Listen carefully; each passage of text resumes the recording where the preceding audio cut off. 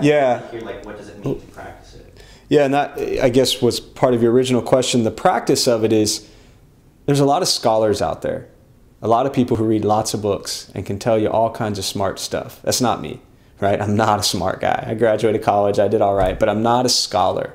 And the history of things, not so much. But what does it mean to practice something? And so here at Dharma Bum Temple, what we talk about the practice, we stick to the basics of Buddhism. And we talk about the Four Noble Truths, which is the Buddha's first teaching, the suffering, the cause of suffering, which is our greed, our anger, our ignorance, or our desires and our attachment. These are our causes. The cessation of suffering, right, which is nirvana, extinction, and then the path that leads to our suffering. And this is the Eightfold Path. And without going into it, it's the views and thoughts and speech and action and livelihood and effort and mindfulness and concentration. So there's that aspect of it. Then there's what we call the six paramitas, the six perfections. And these are generosity, morality, patience, diligence, concentration, and wisdom. So here, Dharma Bum Temple, when people say, what do you teach people or what do you share with people? We teach the Four Noble Truths, the Eightfold Path, and the six paramitas. And the practice is the practice of a bodhisattva or of the paramitas. And a bodhisattva literally translates to an enlightened being, or anyone who sets their mind for enlightenment. In a Western context, when you say someone is such a great, they're a good person, they're such an angel, right? A bodhisattva in the Buddhist sense is used the same way. Oh, he's such a bodhisattva or she's such a bodhisattva. They do great things.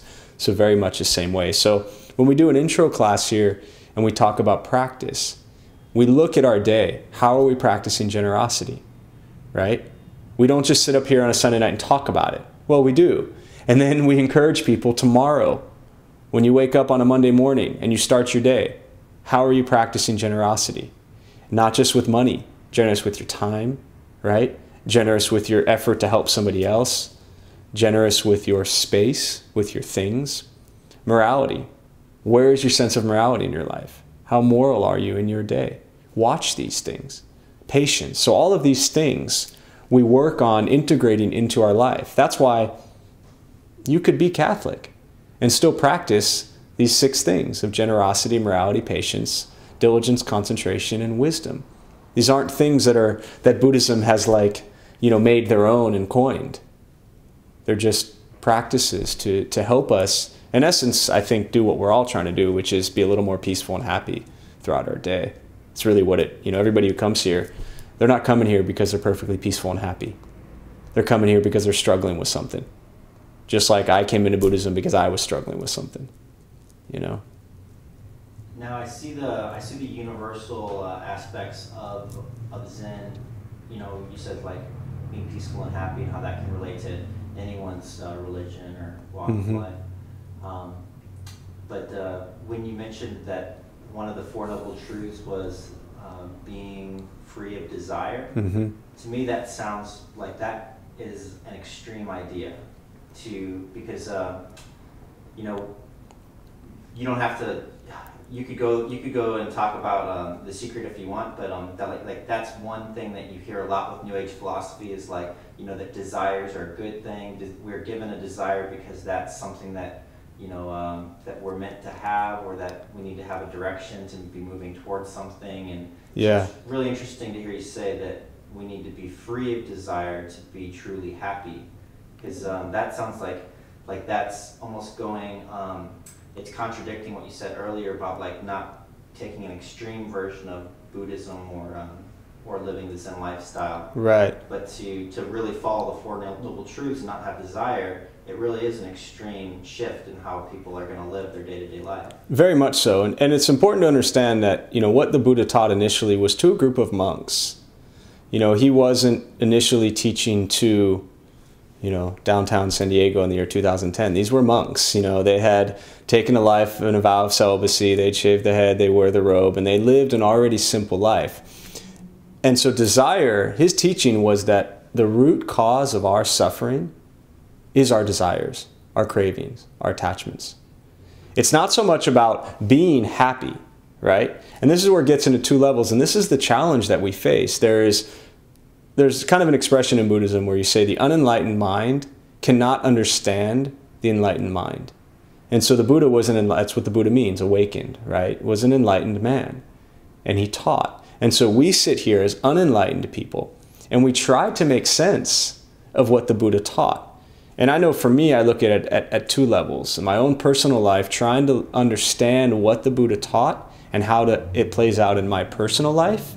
And then on another level, how do I then try to facilitate and guide instruction and an understanding of these teachings with my own ignorant mind, right? And so I just fall back on the very core teaching that says the root cause of our suffering is our desires. When we crave something and we don't get it, we suffer. And you mentioned the New Age philosophy and The Secret, which I've never seen, right? And Buddhism is not New Age. It is so opposite from that. Buddhism is not about achieving necessarily something or going somewhere. It's about being fully at peace every moment, every day, everywhere you are, regardless of what's happening around you.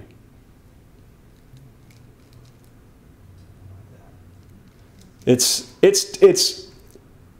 not, and especially with Zen, it's not stuff you talk about. That's what I was saying earlier about, the meditation and the mind, it's something you just experience. And Zen to me is an experience.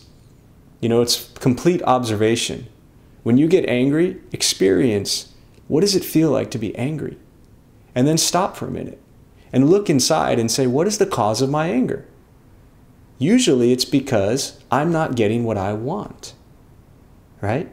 And if you stop wanting things and you just embrace whatever is around you and you accept all, Buddhism talks about one of the three Dharma seals, nirvana, no self, and impermanence, the impermanent nature of all things, that life is always changing.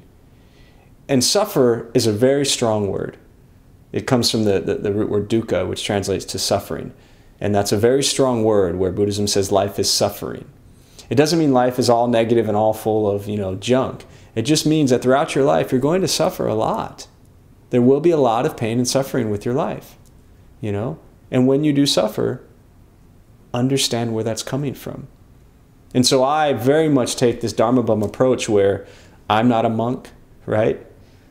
We're not monks sitting here. We have boyfriends and girlfriends and husbands and wives and jobs and bills, and we have all of these things that we're doing in our daily life that the Buddha and his original Sangha, the community and the monks, didn't have. So that's also a balance of taking the Buddha's original teachings and tying them into our very lay Western life, which is so different from a Buddhist monk 2,500 years ago. I'd like to hear you talk about enlightenment in more detail, because you said that the unenlightened mind cannot understand enlightenment, and it made me think of growing up in a Southern Baptist church where I never really felt at ease, and it seemed like there were a lot of people who were kind of talking the talk but not walking the walk, and everyone would say like, yeah, I talk with God every day, and I pray to God, and basically they're promoting themselves as like, I am like living the holy lifestyle, right. I am a good Christian, and it was like a constant effort to like market themselves as that so that no one else like questioned it. Right.